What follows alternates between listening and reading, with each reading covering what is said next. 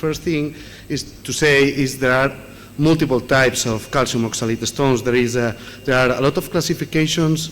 The main or most important classification or most used is the classification done by Professor Daudon, but I don't like it very much. I think it's very complicated.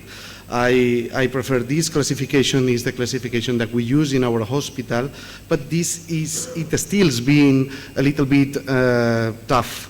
So I try to simplify this more and more. So I will divide the calcium oxalate stones in two types of stones. We have a calcium monohydrate that is a strong brown, black stone, very hard to do, difficult to dust, and some of the times we have normal urine. So this stone needs or another stone or something, or a fragment of a protein or a fragment of a medication to grow around that nucleus. And then we have the calcium oxalate dehydrated stone. It's a yellow stone, very easy to dust, very effective, the shockwave lithotripsy when we have this patient. And in the urine we find, most of the time, the most important thing that we find there is hypercalciuria. So this figure that is from 1999, I think is fantastic. We can see here the relationship between calcium and pH, and we see that here in the bottom of the image that calcium, you don't need very much or higher levels of calcium, because if you are above 6.5 pH, you will have crystallization of hydroxyapatite, and this is very, very, very important. So I want to center the talk in three inhibitors of the calcium oxalate stones: phytate, citrate, and magnesium.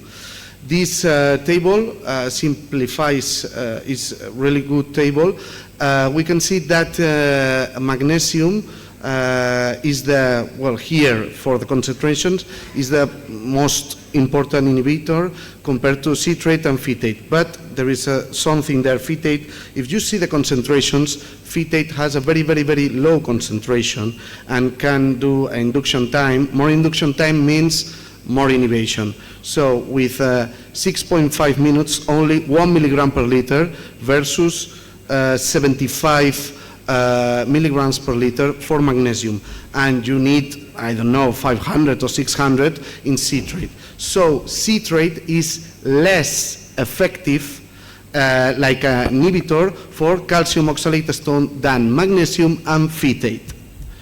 So to try to talk a little bit more and simplify this, phytate, the thing is to know that is an inhibitor of calcium oxalate stones. We can see here an image of electronic microscope with artificial urine with calcium oxalate stones there, and the urine was without phytate. And then with phytate we have smaller crystals and less quantity of these crystals. With citrate, we can consider citrate a calcium chelant. It is also an inhibitor of calcium oxalate stones, but you need a very, very high dose of citrate.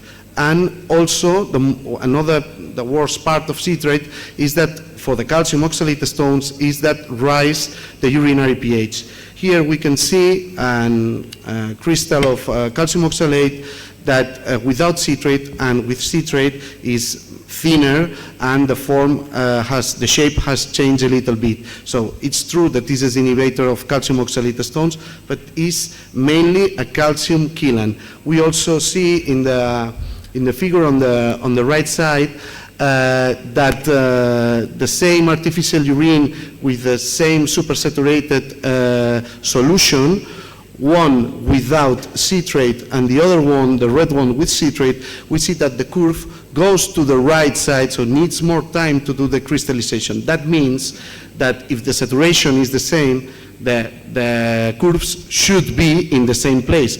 But that means that citrate is also an inhibitor of calcium oxalate stones. But the most important thing is that rise pH, so be careful, and is a calcium chelant.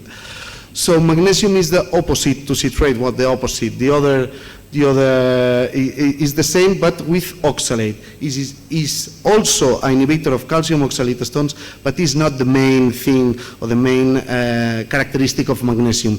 The power of the magnesium is because it's an oxalate killer. And we can see here that in artificial urine, when you put more concentration of magnesium, the curves goes to the right. So that means that is a very, very good inhibitor. So why don't we use phytate, citrate, and magnesium? Well, first of all, it's impossible because you need, I said that you need a lot of citrate. So you cannot do a medication or a pill for putting everything there.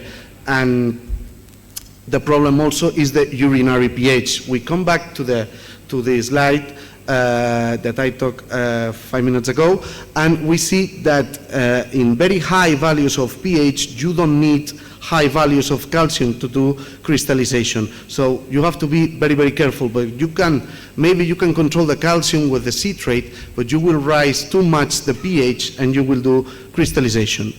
So let's talk about combination of these three agents. So we can see here that the best combination is phytate and magnesium. It takes more time to do the crystallization when we put phytate and magnesium than the other combinations.